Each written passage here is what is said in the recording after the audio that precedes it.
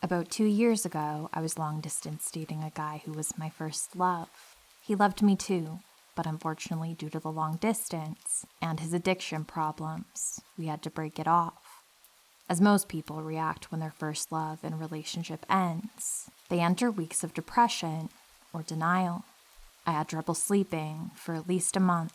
This caused me to be late to work almost every day, and as a result, I received a warning that if I didn't fix my attendance issue, then I would be let go.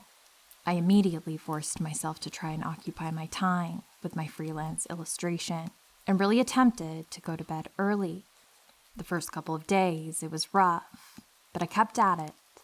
The first night I remember getting work done and sleeping on time was the night it happened. Quick backstory. My roommate and I live in a house separated into 2 separate living spaces. One for our friends that rented the upstairs, and one for us downstairs. I figured I should mention this because our windows, for example, were very easily accessible and unfortunately didn't have locks. We also had a backyard that was fenced off, but like the windows, the fenced door was also lock-free. Now to what happened. I was asleep, but due to being a light sleeper and being incredibly heartbroken, I easily awoke to lights coming through the blinds of my bedroom window. Luckily, my bed was adjacent to the window, so they didn't see me. I was still a little foggy from being sleep-deprived, and because of the melatonin, but forced myself up when whispering voices came from the people holding the flashlights. The people, there were at least 3 of them. It was all such a blur that I can't really remember that detail. Were wearing all black and began moving towards the fence of our backyard. I immediately began to feel so emotional at being woken up. My body went into autopilot. I grabbed my phone and box cutter. I worked at Trader Joe's, where we have to use them every day, and woke my roommate up. I dialed 911 and handed him the phone to tell the police people were attempting to break in. My amazing roommate seemed to understand immediately, despite being shaken awake. I pounded my way to the kitchen, where we had a huge window looking into the backyard, and my adrenaline pumped as I saw the strangers make their way through the fence, their flashlights bobbing around. It was this moment that triggered me into a fit of tears. Not the cute, one drop going down my cheek kind, but the type where rivers of tears came down my face, making it difficult for me to see. I mean, my boyfriend, who I loved, left me. I hadn't been able to sleep. The job I love is threatening to fire me. And now these assholes woke me up and are trying to take what little we have. They began to look through our backyard shed, which, like an idiot, we haven't attached a padlock to. Inside was the bike that my dad bought for me, the bikes of our friends who lived upstairs, old TVs, etc. One of the intruders made their way to our back door when, in a fit of tears and anger, I beat him to it. I flicked our kitchen lights on and swung open the door. The stranger was right in front of me and jumped backwards. I mean, to be fair, I was holding an incredibly sharp extended box cutter and was crying really badly.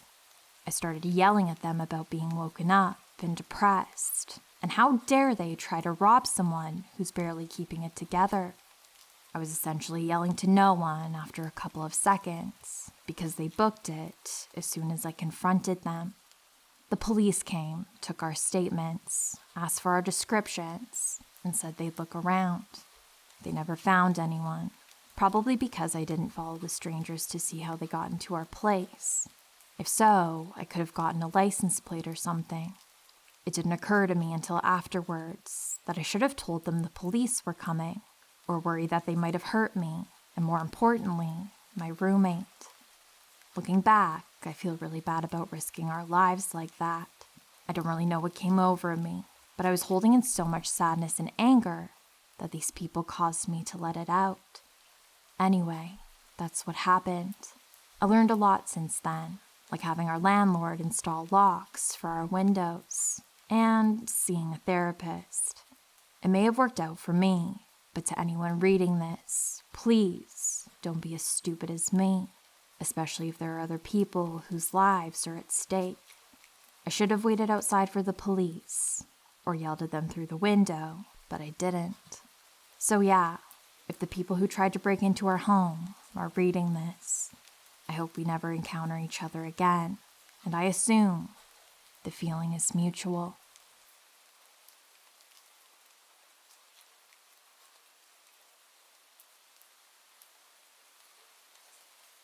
I've been dating my girlfriend for about 2.5 years. She's a small blonde with a positive attitude about everything.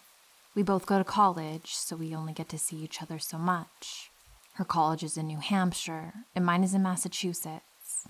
Since she doesn't have a car, I'll drive up to her in my old little red car that I got from my grandmother. I'm not a huge fan of that car, but I got it basically for free, so I can't complain. I've never had an issue making this hour-and-a-half drive, but a few weeks ago, I got more than my fill. I was visiting my girlfriend, and it already was becoming a rough day. We wanted the dorm room to ourselves, but our bitchy roommate wouldn't leave, so we hung out in the common room. After spending most of the day together, we finally called it time for me to head back to my own college. I said goodbye, and that I would text her when I got back. It was 6 o'clock anyways, and was getting pretty dark outside, given that it was winter. I normally take the New Hampshire back roads for a more scenic route, and also to avoid traffic. It doesn't affect the time of traveling at all either, so that's a plus. Most people who live in or visit New Hampshire know that most of the back roads are not lit well enough with streetlights, or not even lit at all. This isn't too much of a problem because I can just put on my high beams. About 30 minutes of driving, I turned down a road that looked as if it was just a wide path. The GPS said I would be going straight for about 7 miles, and due to knowing about how New Hampshire roads could be, I didn't think anything of it. The street was like how I mentioned before. It was narrow enough for a car and a half, was surrounded by the woods, and was not lit by the street lights at all. I got about 3 or 4 miles in, and saw a guy in my high beams standing in the middle of the road. He was waving down my car, asking for help. The road wasn't big enough for me to pass around him, so I had to stop. The man then came around to my driver's side window and gestured for me to put it down. I wasn't fully thinking straight, so I put my window down about halfway. He looked like an average 40 to 45-year-old man, but he gave off a disturbing presence. He told me he was having car troubles and asked me to get out of my car and help him.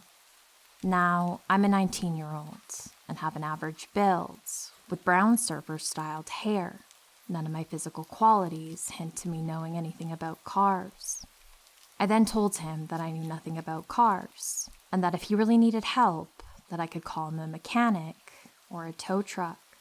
He kept gesturing to his black rusted pickup truck and insisted that I got out to help him. This started to give me the chills, and I didn't know what to do.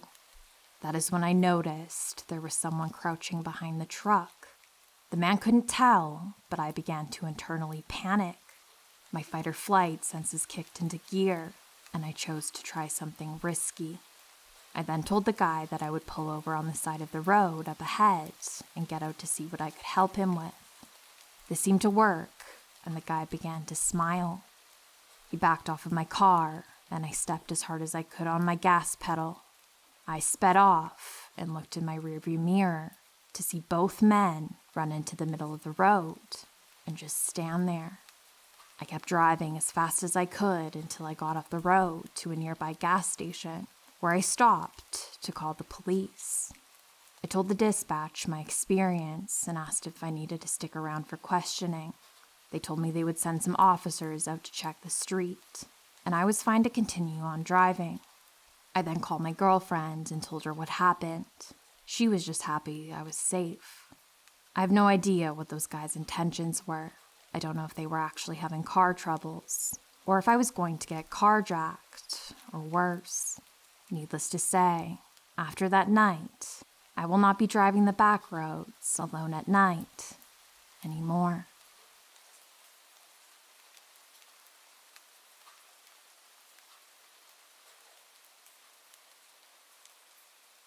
Hi, I'll get right into it.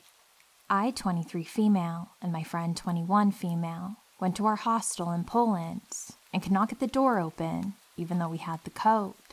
These two men, who claimed that they were also staying there, offered to help us, but we could not get in until someone else came out of the building.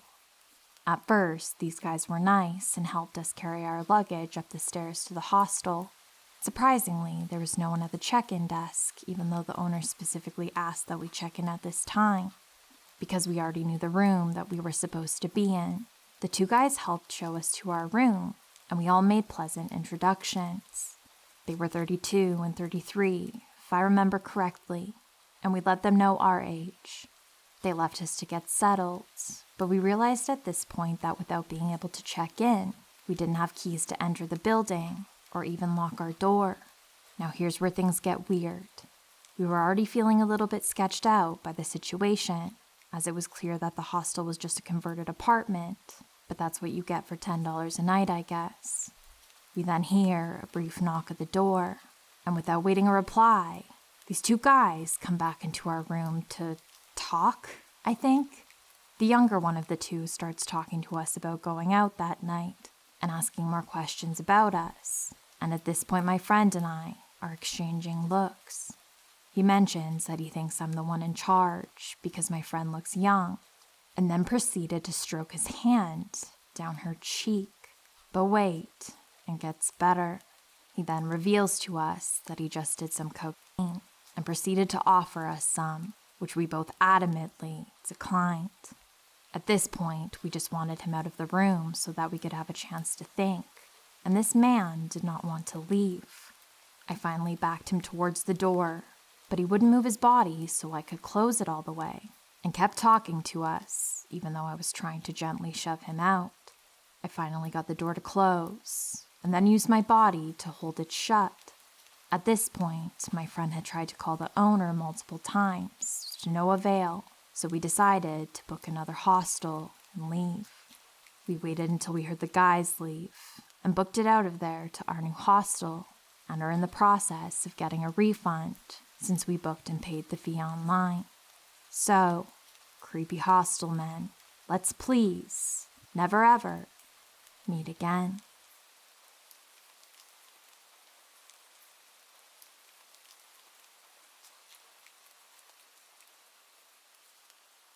Back in 2016, my friends and I, for the longest time, had been itching to go camping at our local camping site in the Los Padres National Park in Southern California.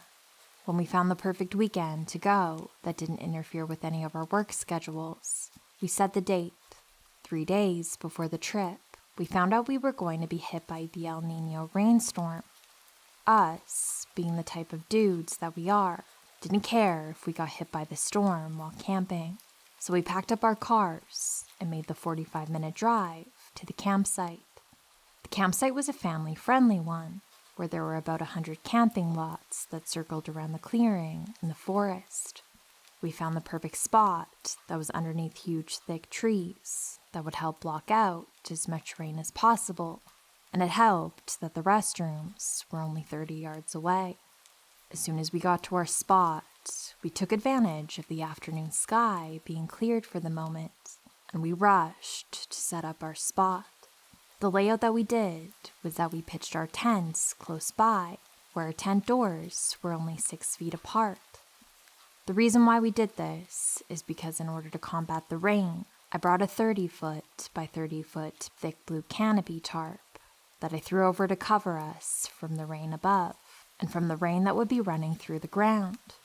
It was a genius move on my part, but whenever you walk around our tent, you'd be making so much noise from the crunching of the plastic tarp. Hours passed, and we were all around the campfire. It was late into the evening, and this was the first time that I noticed there were barely any other campers. They were mainly camping in their RVs, like the fake campers they were. In my honest opinion, they're the smart ones, unlike my friends and I that were sleeping in 2 small tents, with our only protection being the blue tarp. I was getting tired from a long day of work, and I decided that I was going off to knock out. My friends followed my lead as well. The way that the sleeping arrangements were was that I had my friend Ray sleeping in my tent, and AJ and S were sleeping in theirs.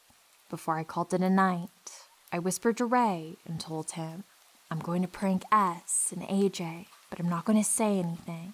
Ray smiled as I dialed my friends up. I called them unrestricted, and S's phone started to ring. Both of them, being the way they are, got timid very easily as they said to one another, Who's calling you this late at night? I don't know. They called me unrestricted. Are you going to answer? Of course not.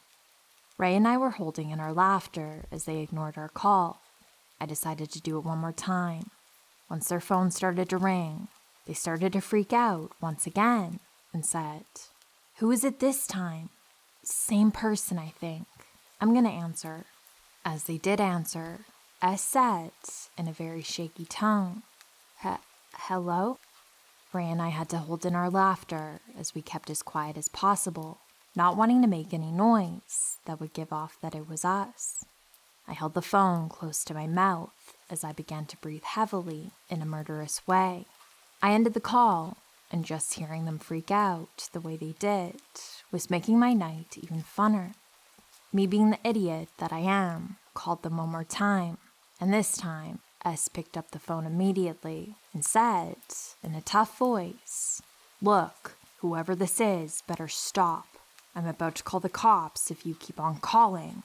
This is not a threat. Ray and I looked at one another as we, at the same time, began to fake moan so loud and immediately started to bawl out in laughter. AJ and S were so mad at us for pulling this prank on them, and they were cursing us out. Me, finally calming down from laughing so loudly, told the boys, Good night. I'll have pancakes ready in the morning. Since I fell asleep relatively easily, I was out in a matter of minutes, while Ray, AJ, and S were up for a while longer. I was the first of my friends to wake up in the morning, and as I promised, I had the pancakes already cooking by the time that anyone else woke up. The smell of me cooking woke up my friends, and one by one, they got out of their tents. As we were eating, AJ spoke up and said, Hey, Jay, the prank that you pulled last night went a little too far. Yeah, you had us ready to run to our car and take off. Me, feeling a bit guilty, apologized and said, Sorry, guys, my bad. Yeah, it's one thing to prank call us like that, but then to walk around our tent and then go inside in the middle of the night? It's totally off limits, S said. Me not knowing what they were talking about said, What do you guys mean? Come on, still with the jokes? You were the one that was walking around our tent, and you walked in. Ray spoke up and said, That wasn't Jay who was walking around. I thought that was you two getting your revenge on us for scaring you. That wasn't us doing that. It was you two. So to explain, after I fell asleep, about an hour had passed where Ray, S, and AJ were still up and all was quiet in the forest until the sounds of footsteps were heard stepping on our blue tarp that was on the ground. At first, my friends thought it could have been an animal wandering around, but the heavy footsteps were a dead giveaway that it was a person. As they described, the person was walking around our tents, making constant figure eights. The person would place their fingers on the tent's fabric walls to run them up and down. The footsteps finally stopped after a couple of minutes, right in between our tent's doors. The three of them were already having their hearts pounding out of their chest. It was silent for a long minute until the sound of the tent's zipper being slid open. As AJ says, the tent's door was only opened about halfway, but it was too dark to see anything clearly. In the darkness, both S and AJ saw the silhouette of a man's face pop his head into the tent to look at both of them. AJ and S faked being asleep the entire time, but they kept their eyes locked onto the man. The man then opened the tent fully and walked inside, just standing at the entrance. The man didn't say a word, do anything. just watched both of them laying there in their sleeping bags. After their longest minute ever, the man just took his steps out of the tent, and his footsteps were heard walking away, disappearing into the night. The entire time that this was happening, S and AJ thought it was either me or Ray doing this, and Ray thought it was either AJ or S doing this.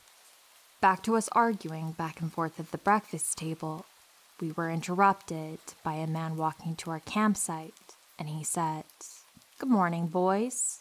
How did the four of you sleep last night?" This man spoke in a smoker's voice, as if he'd been doing that for all of his 45 years of being alive. He wore a dirty, sweat-stained white t-shirt that looked more gray at this point, and his blue jeans looked as if they had never been taken off.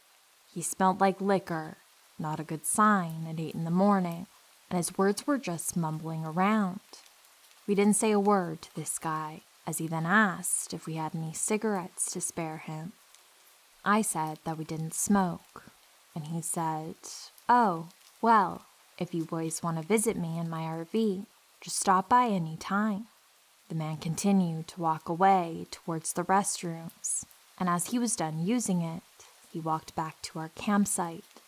He didn't say anything this time, but he looked at us and gave us a nearly toothless smile, and then walked back to his RV. I took note of his RV, as it was the only RV that stuck out as being dirty and more run down than the others. We quickly summed up the man as the person who was walking around our tents last night, and S and AJ now remembered that they smelled liquor from the person who was standing in their tent. We all agreed that we would keep an extra eye out on this guy, and if he did spend another night, we would most likely report him to the park rangers if he tried anything else. When it was around lunchtime now, the man came back, not to use the restroom, just to talk to us. "So, are any of you boys interested in buying an RV? You can all go check it out right now and see if you want to buy it. I don't need it anymore since my wife left me. Just check out the inside of the RV." "No, we're good, sir," I said, with a visible threatening tone. The man seemed to notice this, and he walked away. The man did end up leaving a few hours before sunset, but the entire time that he was there, he kept glancing at us. The man had his RV about 50 yards away from us, and I noticed that he had a restroom right next to his RV. Why did he make the effort in walking all the way over to our campsite to use our restroom? Also, why did he even use ours if RVs come with restrooms installed in them? Whatever the man wanted, we were just glad that we were about to enjoy the rest of our weekend.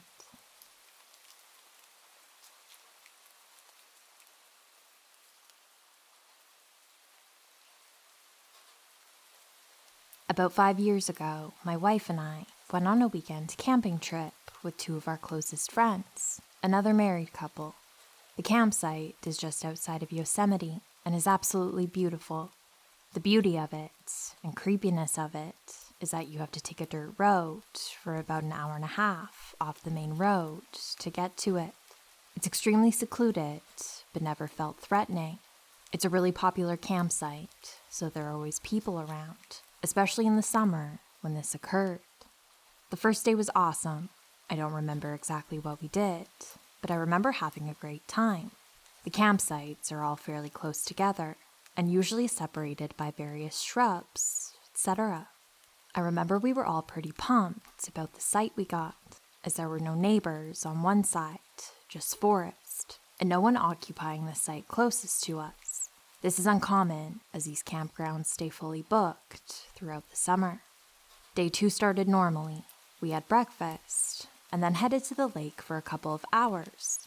The lake was about a 20-minute hike from the main campground. When we got back around 2-ish, we noticed that the site next to us now had a silver rental car parked on it. We didn't think much of it, and went about making a fire to cook with. At some point, we noticed the occupant of the site next to us, a pretty average-looking white dude, maybe early 40s. We all immediately caught on to the fact that he was constantly looking over at us. My friend Dave even made a comment to me under his breath. "You notice this guy keeps looking over here?" I remember feeling a little uncomfortable as we were all still in bathing suits from the lake, but made a conscious effort to ignore it. It's worth mentioning that we were a little bit buzzed and drunk. Not out of control or anything, just feeling pretty good.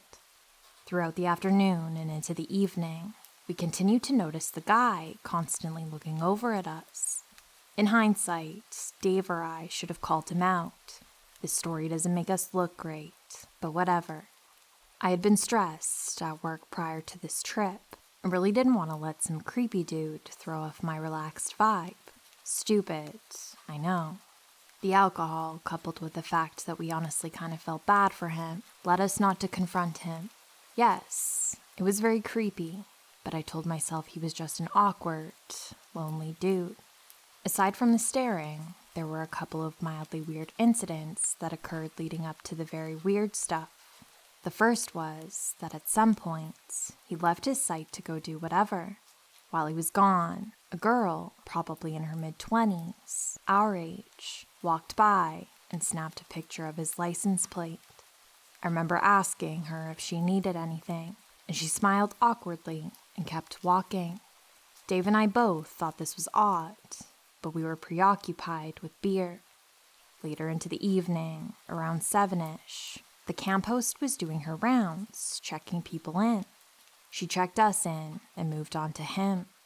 I remember us all eavesdropping intently to hear what they were saying. I think we just wanted to hear what this creep sounded like. He kept asking questions about the bathhouse. We didn't know there was a bathhouse, or even what a bathhouse was. But he had like 100 different questions about it. Where is it? How late is it open? Is it private? Maybe not that weird, but in context, definitely odd. The sun started to go down. We were all drunk, so we weren't too concerned with the creepy dude anymore. At one point, we went for a walk and noticed him snooping around what we believed to be the bathhouse. Now, I would call out this kind of behavior, but again, I was drunk and 5 years stupider at the time. We all laughed and talked about how creepy he was. Back at the site, we continued to drink and have a good time. At one point, the guy started eating beans aggressively out of a can in the light of his single lantern, no fire. He looked at us while doing it, and Dave and I kind of snickered to each other about how weird it was. I don't think the girls noticed. Eventually, we decided to go to bed. I think the guy had left his site at this point. I kind of remember us making jokes like, "I better not wake up to that dude looking in our window." My wife and I slept in our SUV with the seats folded down. Dave and Sarah slept in the camper shell of their truck. I remember feeling a little creeped out as I fell asleep, but shrugged it off. At around 2:30 a.m., both my wife and I were jolted awake by what we thought was a woman's scream. We both looked at each other and asked if the other had heard that. We came to the conclusion that it was probably people at some other site being loud and decided to go back to sleep. As I was trying to go back to sleep, I started feeling very unsettled. I decided to get out of my car and take a look around. I cracked my door, trying to be as quiet as possible. I'd gotten about one leg out of the car when I heard a faint but direct whispering coming from Dave and Sarah's camper shell about 4 feet away. I froze and then heard it again. I eventually realized that they were trying to tell me something. I whispered back, "What?" I then very clearly heard Dave say, "Start your car." I instantly realized that something was wrong, so rather than ask questions, I climbed back into my car to start it. Right away, Dave and Sarah burst out of the back of the camper and frantically jumped into my car. They told me to drive. They were too freaked out to explain anything, so I just drove kind of aimlessly. Eventually, I pulled over, figuring we were far enough away from whatever had freaked them out. Finally, Sarah calmed down enough to tell us what happened. As she put it, she was woken by a light coming from Creepy Dude's campsite. Apparently, he had set up lanterns and flashlights to spotlight himself, completely naked, masturbating in the direction of our cars. She also mentioned that he was flaccid and not able to finish. A gross detail, but I feel it's important. It gets weirder. At some point, he stopped and turned off the lights and began using a flashlight to signal across a small ravine that the campsite's backed up to. I'm talking like Morse code or something. Across the ravine, an old RV began to signal its headlights to signal back. Dave was awake by this point. I questioned them on this detail, and they both said it was very clear that they were communicating. After that, he turned off his light. Keep in mind, it is absolutely pitch black out here at night. After a few minutes, they heard footsteps around their car, followed by a hard tap on the window. This is what caused Sarah to scream, hence waking me up. At this point, I decided we need to call the police. The problem was, there was absolutely zero cell service at the campsite. Furthermore, it was about an hour and a half up a service road from what was already a very remote part of the state, so leaving at night wasn't an option. We decided the best course of action was to alert the camp host. We drove around and eventually found the trailer that she lived in.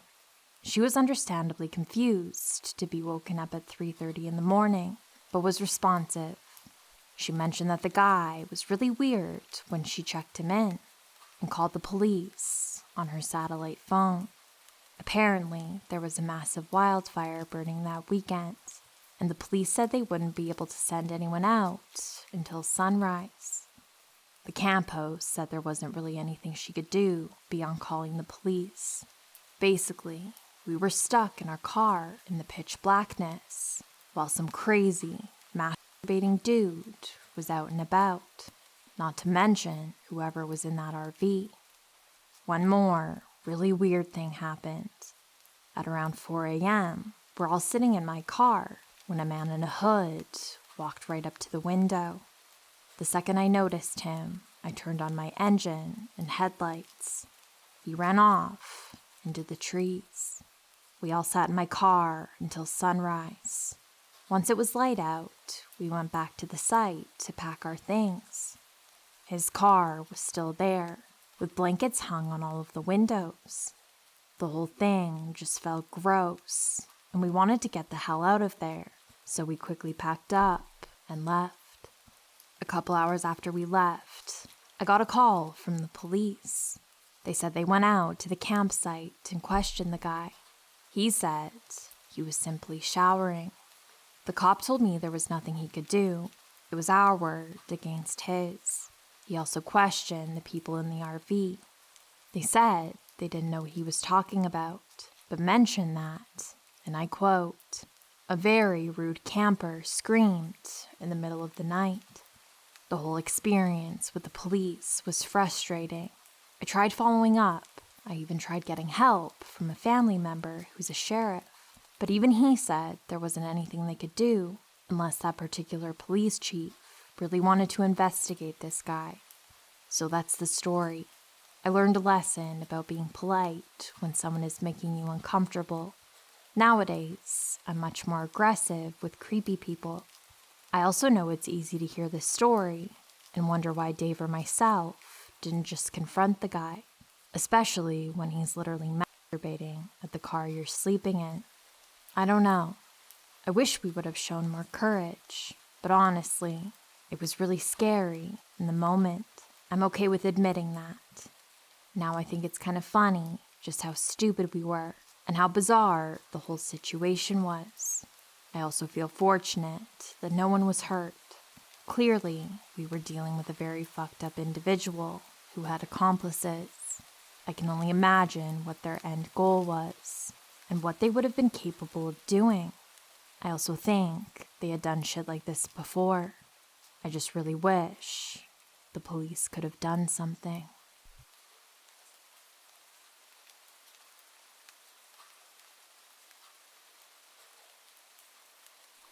In October 2007, my husband and I were in a really bad car accident. I sustained serious internal injuries, so I was physically a mess. I also don't have a lot of memories from that first year after the accident, so this one is really clear, being one of the few I have.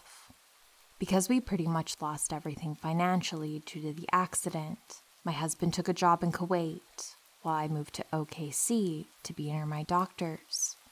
So it was pretty rough with my injuries, and we also had a 7-year-old daughter at the time, who was such a huge help to me, still is. So here I am, living in a city that I'm not familiar with injuries to my body that I honestly shouldn't have survived, and I've got to be responsible for a 7-year-old little girl. I asked my sister to come stay with me and help, and she did. After unpacking me, she really became concerned with the fact that I had a sliding glass door and no way to really brace it shut if anyone broke the lock. So she carted me off to Lowe's or Home Depot, bought a pipe, and had it cut to size. She made me keep the other half of it in my bedroom. This was a wise decision. After 4 weeks, my sister went back home, and I was left to care for my daughter on my own again, while still a physical mess who needed more surgery. But my apartment was completely unpacked. Yay! The night this happened, I've got my little girl in bed asleep. Lights are off. I've taken my meds, and I'm out cold. All of a sudden, I hear my best friend's voice yell in my ear. My name. Get up! Keep in mind, my best friend lived in Virginia at the time, and I was in Oklahoma. I was awake instantly, sat straight up in my bed, which was physically impossible for me at the time, and immediately reached out and grabbed that pipe. I had that pipe in one hand and my phone in the other, and started creeping down the hallway. I peeked on my little girl, sound asleep, and eased her door shut. I continued to my front room, and that's when I heard it. Someone was trying to get my front door open. I immediately called 911 and told him what was going on. I explained to the dispatcher that I was in no physical condition to fight someone off, but I would if I needed to. I then quietly eased up to my door and peeked out the peephole and recognized the guy. This guy used to wait for me to come out of my apartment with my daughter, walk into the parking lot by my car, and then try to talk to me. I had asked management to talk to him and asked him to stop. I made it clear several times that I was not interested and was married. I saw red. You dare try and break into my home with my child? I was going to kill him. I backed up and quietly told the operator who it was, and that I was going to beat him to death. Rage and adrenaline are a heady mixture. I admit it wasn't smart. I put my phone down, still connected, and proceeded to unlock and wrench the door open at the same time I was swinging. You've never seen somebody move so fast. We were on the second floor, and I don't think his feet touched until he hit the actual ground. He was gone, but in that split second of eye contact, he knew I was going to destroy him. The police never did come to my apartment that night. Jerks. They sent security for our apartment complex instead. They caught the guy a few days later when he finally came back to his apartment, and then management told me they evicted him. That was the last I heard on that. Still peeved about it though. Shortly after, I had more surgery to finish repairing the damage done to my body and moved to Georgia to be near my mom. So, to the creepy guy that tried to break into my apartment, let's not meet again. To my best friends, thanks for having my back, even when I'm sleeping.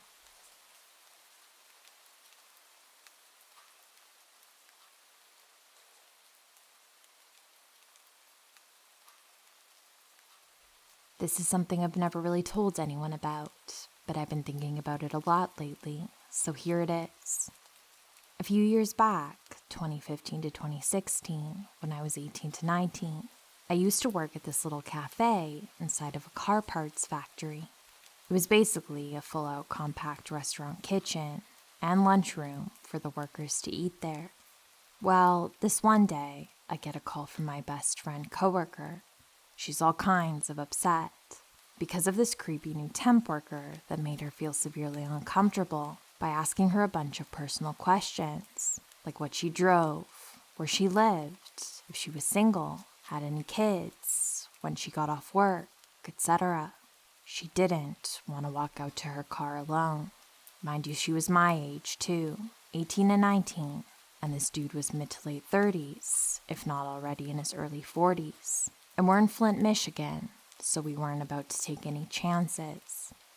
I drive up to the parking lot, find her car, park next to it, and she is a security guard escorting her out. We didn't see the guy then, but she described him to me in the guard, and that was that for a few days. Someone found him and told him to stay away from her, and he did. But then he met me. I knew exactly who he was as soon as he stepped up to the register to place his lunch order, just from the description I had been given and by the creepy vibes he was giving off. He pulled the same intense Q&A on me that he had done to my friend, but instead of telling him to fuck off or calling security or anything like that, I just told him a bunch of straight up lies. I told him that I drove a blue 2012 Honda Civic, which I knew for a fact was one of the second shift manager's vehicles, who always parked near the front of the building, and so I knew it was going to be there until second shift ended at 11 p.m. I also told him that my shift ended around 9:30, which was really the time that I usually slipped out for a cigarette break. So when 9:30 hit later that night, I walked outside to smoke my cigarette, and I saw exactly what I was expecting to see. That stupid creep in the parking lot close to the area that the Honda Civic was sitting. He was just pacing back and forth behind the two vehicles that were parked a few spaces down in the same row, playing on his phone the entire time. At one point, he glanced up and saw me staring at him, but I had my big leather winter coat and hat on, so I don't know if he recognized me at first from a distance or not.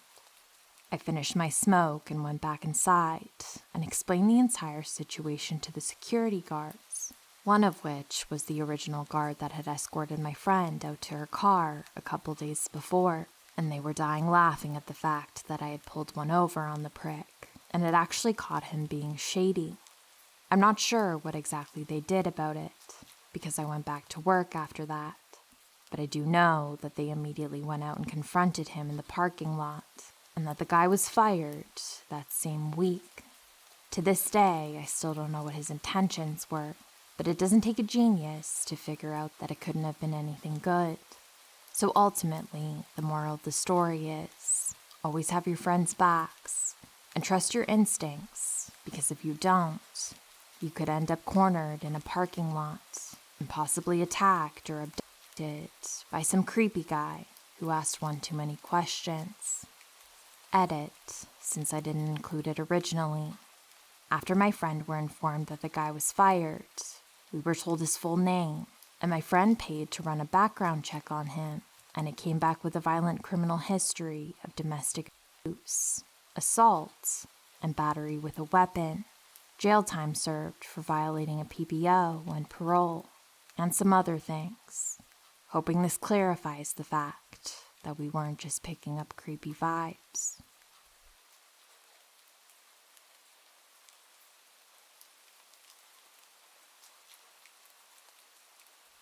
This happened around 4 months ago.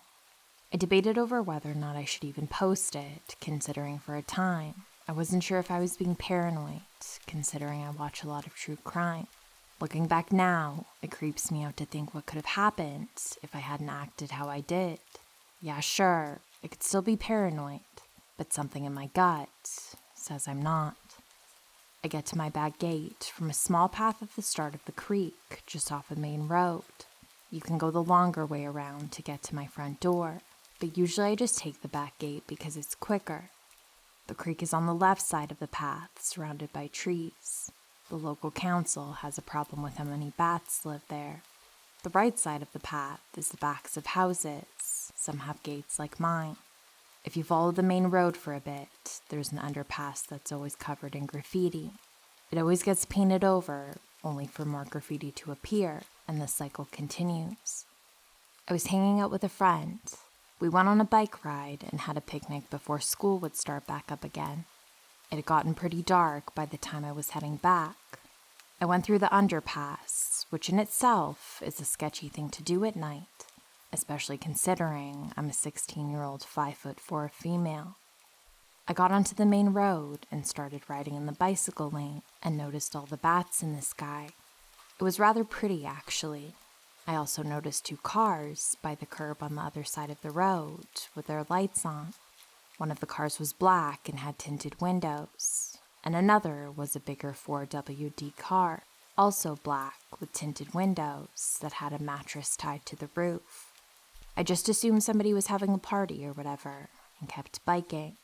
I heard cars behind me, but that's not unusual considering it's a main road, even if it does get pretty quiet at night. They slowed down, so they were driving behind me, which was odd. I was guessing it was just because they didn't want to hit me. I mean, no one was on the other side of the road. I was in the bicycle lane. They could have overtaken me if they wanted to. I found myself biking even faster because I felt bad that I was the reason they were driving so slow. As I was thinking this, a car overtook me, but didn't speed off or anything. I remained driving at my speed just in front of me. It was then I noticed that there had been a car behind that car that was also driving at my speed, but just behind me. Needless to say, I felt pretty creeped out, being sandwiched between these 2 cars. When I realized that they were the same ones that were parked on the other side of the road earlier, the fact that they were pretty much the exact sort of car you would think of when you think of a creepy car didn't help either. I kept biking till I got to the path by the creek that I usually take to get to my back gate. I was having second thoughts, though. It was dark. Not many people take that path, and it was surrounded by trees. Not to mention how creeped out I felt by what was happening with these cars. I thought it would be best if I turned down the path because these cars would probably just keep driving. But the second I thought that, the 4WD in front of me indicated to go into the curb just up in front of the path. Nope, not happening. No way I was going down that path now, considering there was no reason someone would pull up there. There wasn't an entrance to anyone's house nearby, or anything except the darkness of the creek. I was going to go the long way around. I overtook the 4WD that had now pulled into the curb to continue along the bicycle lane the long way to my house. As I overtook the 4WD, it indicated to leave the curb. They hadn't even been there for 10 seconds. They pulled out as the car that was still behind me stopped to let them out. The 4WD went back to sandwiching me with the other car. Pretty much any remaining thought I had of this all being a coincidence went out the window. I turned up a path that goes by the main road. When the cars noticed I did this, they too indicated. By this point, my heart was beating so fast, I came up with a split-second plan. I needed to turn left at the T intersection to get to my house, but I didn't want to risk these cars knowing where I lived. So I continued going straight, pretending I wasn't going to turn. They continued also. When it was no longer possible for them to take a left, I did a quick turn and sped down my street.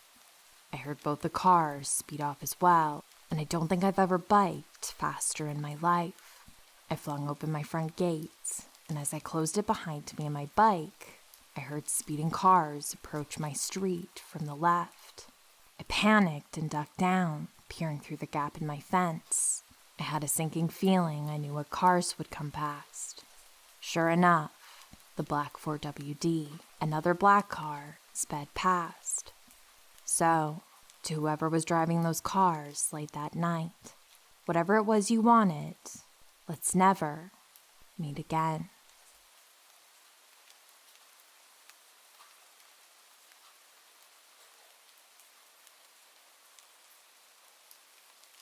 I've read so many stories on here, so I decided to submit mine. About 6 years ago, I was with my friend Tom at my parents' cabin. We decided to head off to a casino located on the Ojibwe Reserve, about 40 minutes away. The entire stretch of highway between is heavily forested and has no lights, meaning it can get incredibly dark. We got there and played some poker, tried a few table games, and grabbed some dinner with our winnings. Pretty successful night overall for the both of us. We ended up leaving the casino around 1 a.m., a little later than I would have liked, given the lack of any streetlights. We drive for about 20 minutes on the highway without passing any other vehicles, when I noticed 2 green orbs just off the highway before a hill. Realizing it was a deer, I slammed on the brakes and waited. Several deer crossed, and we resumed driving. The car was going slowly up the hill because it was a starting stop. As soon as we made the crest of the hill, Tom screamed, "Holy shit!" Right in front of us was a young woman walking in the middle of our lane towards us, no more than maybe 30 feet away. I slam on the brakes again and come within 10 feet of her. Thankfully, slowing down earlier and climbing the hill meant we weren't going fast. But what I was going through in my mind wasn't the fact that I nearly ran over someone. It was that this young woman with pitch black hair was wearing a white nightgown with no shoes and was still walking towards us with a blank, expressionless face. Not gonna lie, that image frightened me because it looked like something straight out of a horror movie. Tom and I waited to see if she was going to pull up to our window and maybe ask for help or something. She made it to the front of my car and went around the driver's side. She didn't stop, but raised her hand and dragged it across the side of my car while continuing her walk. At this point, Tom and I were both freaked out. I asked Tom, what do we do? He said that we should just get out of here. For whatever reason, I just didn't feel right about leaving and not asking if she was all right. I looked in the rearview mirror and saw that she was still walking, having almost hit her, and knowing that something just wasn't right, I decided to do something. I told Tom that I was going to ask if she was all right. Tom pleaded that we just go and get out of here. I put on some bravado and told him not to worry and that I would be right back. I put on my blinkers and stepped out of my car. I left my door open to provide some light, and I walked around to the trunk of my car. My interior lights didn't do much, but the blinkers allowed me to see an outline of her slightly down the hill, only able to see her every other second. I half yelled, "Are you all right?" She finally stopped walking, but still faced the other way. There was no response. I heard Tom's door open as he was getting out to join me. Suddenly, she started screaming. Tom and I ran back to my car, and I just floored it. I got a lot of shit from Tom for the remainder of the ride back to my cabin. I haven't heard or seen anything like that on the highway since then, and I'm pretty thankful for it. That was the creepiest moment of my life.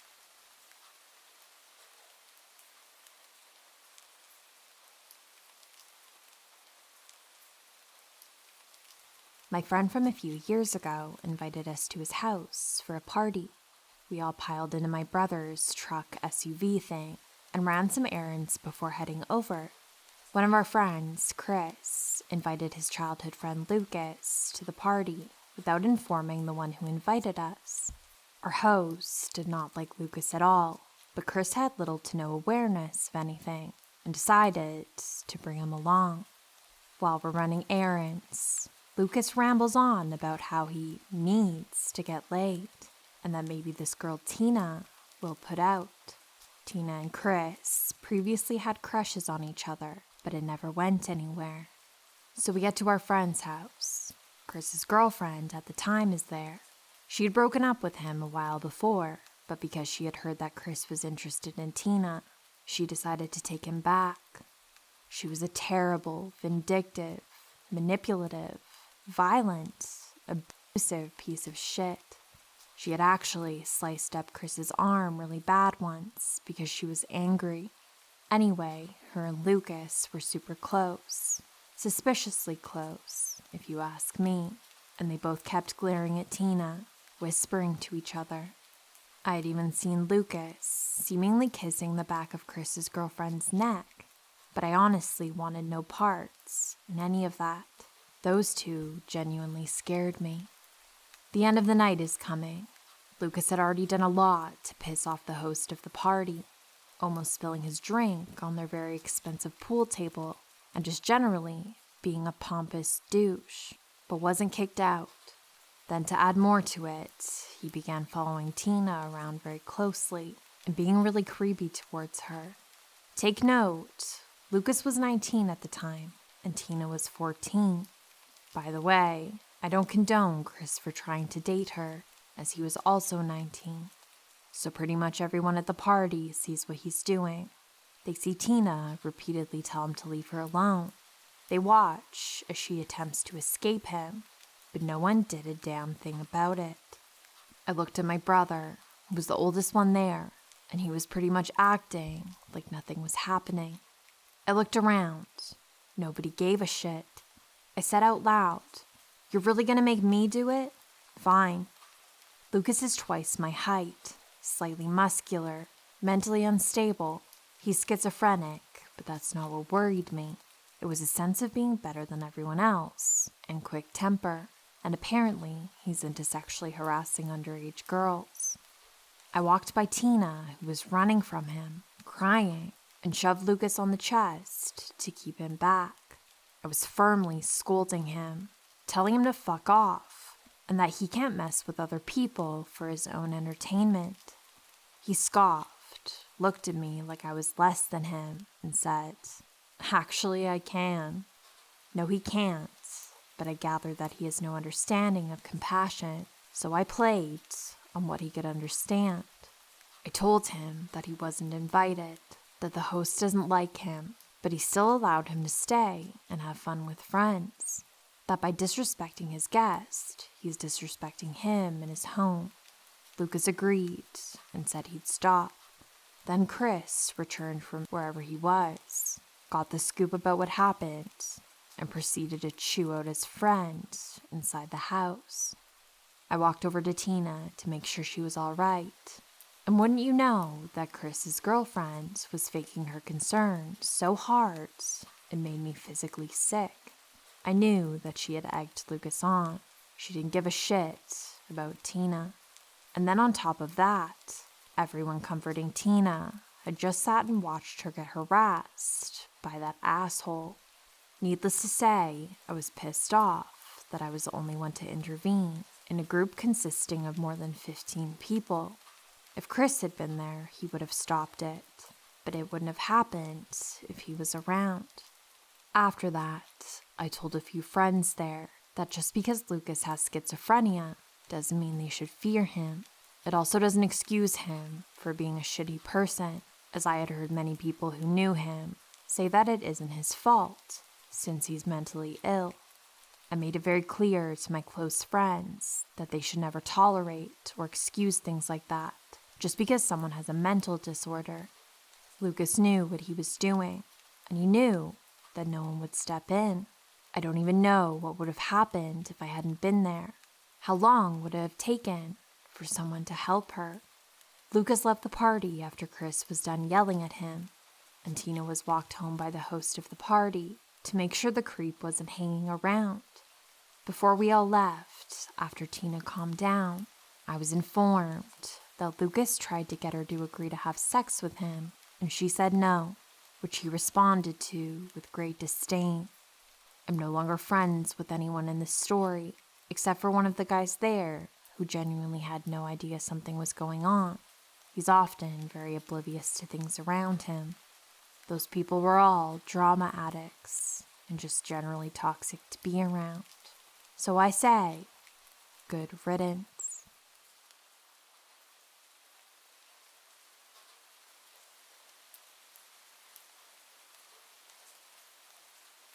Way back in 2005, my girlfriend, now wife, decided to move in together.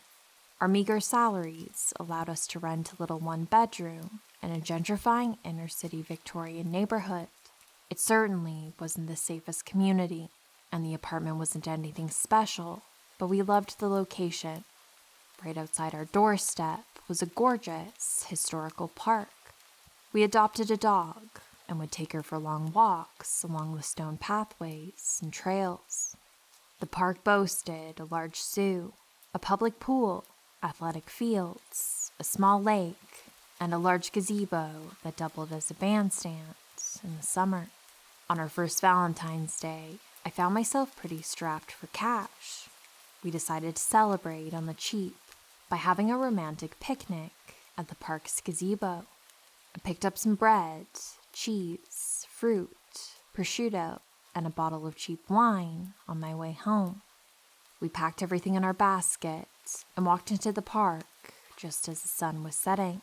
We laid out our blankets, lit some tea candles, and began unpacking our dinner.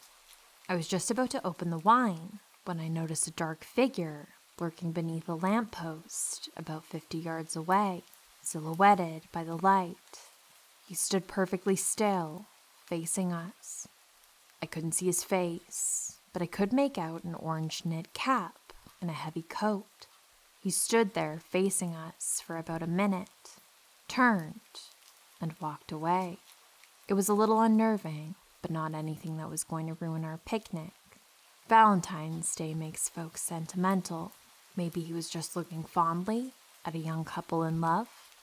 Then I saw the mystery man slinking from bush to bush and crouching.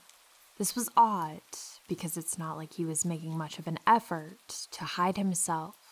He was way taller than the bushes, and I'm sure he could see us staring right at him. So why was he doing it? Slowly, he crept from bush to bush and then darted behind a tree. Then it became clear. He was circling us and getting closer. We were rapidly losing our appetite. Who is this guy? Is he a rapist? Is he looking to mug us? Is he just some bum trying to fuck with us? It didn't matter. The mood was ruined, and we decided to end the picnic. As we were packing up our things, he stepped out from behind a tree and began walking straight to the gazebo. And then he stuck his head underneath the railing and began to climb in. In stepped a skinny, filthy old man with a spotted gray beard and intense glassy eyes that darted around in the candlelight. I grabbed the wine bottle by the neck, wielded it like a club, pointed it at him, and screamed, "We are not hanging out with you, dude." I grabbed my basket and my girlfriend and booked it out of the gazebo. He didn't try to follow us. When I turned around, he was still standing in the candlelight gazebo, staring intently at us. We ran out of the park to our apartment and called it a night. We ended up living in that neighborhood for a couple years after the incident. We never saw that guy again, but we also never went into that park after dark again. Fuck that. Hi friends, thanks so much for hanging out with me tonight. I hope you enjoyed these stories. If you like this video, please don't forget to hit the like button and subscribe if you'd like to hear more from me. Thank you so much for being here. I hope you have a wonderful night. Please take care of yourself and sweet dreams.